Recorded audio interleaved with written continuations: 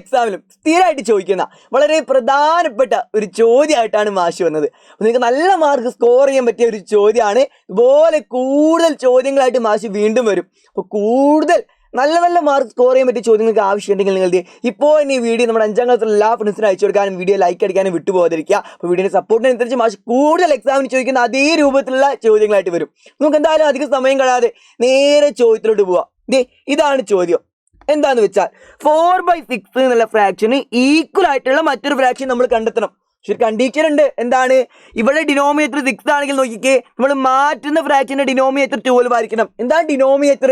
ആ ബൈയുടെ താഴെയുള്ളതിനെ നമ്മൾ ഡിനോമിനേറ്റർ എന്ന് വിളിക്കും, ബൈയുടെ മുകളിലുള്ളതിനെ നമ്മൾ ന്യൂമറേറ്റർ എന്ന് വിളിക്കും. അപ്പോൾ ഇവിടെ ഡിനോമിനേറ്റർ 6 ആണ്. പക്ഷെ നമ്മൾ എന്ത് ചെയ്യണം? ചേഞ്ച് ചെയ്യുന്ന ഫ്രാക്ഷന്റെ ഡിനോമിനേറ്റർ 12 ആയിരിക്കണം. അങ്ങനെ നിങ്ങൾ പറഞ്ഞു 4/6 എന്നുള്ള ഫ്രാക്ഷന് ഈക്വൽ ആയിട്ടുള്ള ഏത് ഫ്രാക്ഷൻ ആയിരിക്കും ഇത്? ഇവിടെയുള്ള ബൈ 6 ഡിനോമിനേറ്റർ ഇവിടെ എത്തിയപ്പോൾ 12 ആയിട്ടുണ്ട്. നിങ്ങളൊരു കാര്യം പറഞ്ഞു, 6 12 ആവണമെങ്കിൽ ഏത് സംഖ്യ കൊണ്ടായിരിക്കും മൾട്ടിപ്ലൈ ചെയ്തത്? 6 വലുതായിട്ടുണ്ട് അല്ലേ? 6 12 ആയിട്ടുണ്ട്. 6 12 ആവണമെങ്കിൽ ഏത് സംഖ്യ കൊണ്ട് മൾട്ടിപ്ലൈ ചെയ്യണം? ആ 2 കൊണ്ട് മൾട്ടിപ്ലൈ ചെയ്താൽ, 6നെ 2 കൊണ്ട് മൾട്ടിപ്ലൈ ചെയ്താലാണ് എന്താവുക? 12 ആവുക. 6 ഗുണിക്കണം 2 ആണ് എന്ത്? 12. അപ്പോൾ ഇവിടെയുള്ള ഡിനോമിനേറ്ററിനെ 2 കൊണ്ട് മൾട്ടിപ്ലൈ ചെയ്താണ് എന്ത്? ഇവിടെയുള്ള ഡിനോമിനേറ്റർ. അപ്പോൾ ഡിനോമിനേറ്ററിനെ 2 കൊണ്ട് മൾട്ടിപ്ലൈ ചെയ്തിട്ടുണ്ടെങ്കിൽ ഇവിടെയുള്ള ന്യൂമറേറ്റർ എന്തായിരിക്കും? സിമ്പിൾ, അത് തന്നെ ചെയ്യുക. ഡിനോമിനേറ്ററിനെ 2 കൊണ്ടാണ് മൾട്ടിപ്ലൈ ചെയ്തതെങ്കിൽ ഇവിടെ ന്യൂമറേറ്റർ എന്തായിരിക്കും? ഇവിടെയുള്ള ന്യൂമറേറ്ററിനെ 2 കൊണ്ട് മൾട്ടിപ്ലൈ ചെയ്തത് 4നെ 2 കൊണ്ട് മൾട്ടിപ്ലൈ ചെയ്തായിരിക്കണം എന്ത്? ഇവിടെ വരേണ്ടത്. 4നെ 2 കൊണ്ട് മൾട്ടിപ്ലൈ ചെയ്താൽ എന്താ വരിക? നിങ്ങൾ പറഞ്ഞേ. 4 ഗുണിക്കണം 2, 4നെ 2 കൊണ്ട് മൾട്ടിപ്ലൈ ചെയ്താൽ എന്താ വരിക? 8 എന്ന് വരും. ഉത്തരം കിട്ടി. 4/6 എന്നുള്ള ഫ്രാക്ഷന് ഈക്വൽ ആയിട്ടുള്ള ഡിനോമിനേറ്റർ 12 ആയിട്ടുള്ള ഫ്രാക്ഷൻ ഏതാണ്? 8/12 ആണ്. എന്താണ്? 8/12 ആണ് എന്ത്? 4/6 ഈക്വൽ. അങ്ങനെയാണെങ്കിൽ ഇതേ രൂപത്തിൽ വേറെ ചോദ്യം കൂടി തരികയാണ്. 4/6 എന്നുള്ള അതേ ഫ്രാക്ഷൻ, പക്ഷേ ഇതിന് ഈക്വൽ ആയിട്ടുള്ള ഡിനോമിനേറ്റർ 24 ആയിട്ടുള്ള ഫ്രാക്ഷൻ നമ്മൾ കണ്ടെത്തേണ്ടത്. ഇപ്പൊ എന്ത് സംഭവിച്ചിട്ടുണ്ട്? ഇവിടെയുള്ള /6 ഇവിടെ എത്തിയപ്പോൾ /24 ആയിട്ടുണ്ട്. ഇവിടെ ഡിനോമിനേറ്റർ 6 ആണ്, പക്ഷെ എന്താ നമ്മൾ ചേഞ്ച് ചെയ്യേണ്ടതിന്റെ ഡിനോമിനേറ്റർ 24 ആണ്. ഇവിടെ 6 ഉള്ളത് ഇവിടെ എത്തിയപ്പോൾ 24 ആയിട്ടുണ്ട്. 6 24 ആവണമെങ്കിൽ ഏത് സംഖ്യ കൊണ്ട് മൾട്ടിപ്ലൈ ചെയ്യണം? നിങ്ങൾ പറഞ്ഞേ.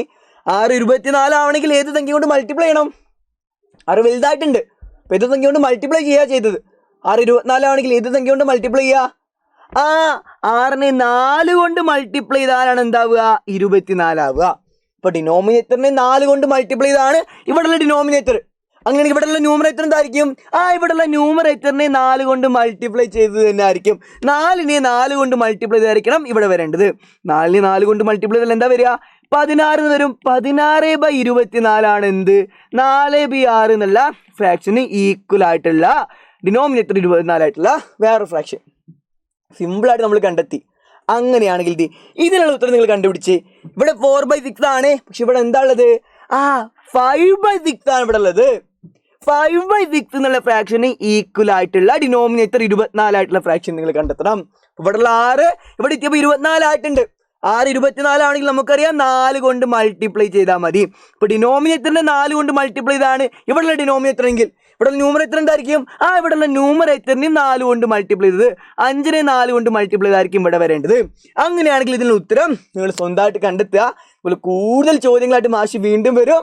മറക്കണ്ട, ലൈവിൽ നമുക്ക് ഡീറ്റെയിൽ ആയിട്ട് എല്ലാ കാര്യങ്ങളും പഠിക്കാം. എക്സാമിന് നല്ല മാർക്ക് സ്കോർ ചെയ്യാം കേട്ടോ. കൂടുതൽ വീഡിയോസ് ആവശ്യമുണ്ടെങ്കിൽ ഇപ്പൊ തന്നെ ഫ്രണ്ട്സിന് അയച്ചു കൊടുക്കുക. 5ാം ക്ലാസ്സിലുള്ള എല്ലാ ഫ്രണ്ട്സിനും അയച്ചു കൊടുക്കുക. വേറെ ക്ലാസ് ഗ്രൂപ്പിലോട്ട് അയച്ചു കൊടുക്കുക. അതുപോലെ തന്നെ വീഡിയോ ലൈക്ക് അടിക്കാനും ആരും വിട്ടു പോകാതിരിക്കുക. നമുക്ക് എന്തായാലും അടുത്ത വീഡിയോയിലും ലൈവിലൊക്കെ ആയിട്ട് കാണാം കേട്ടോ. മാഷ് പോവാണ്. Bye bye.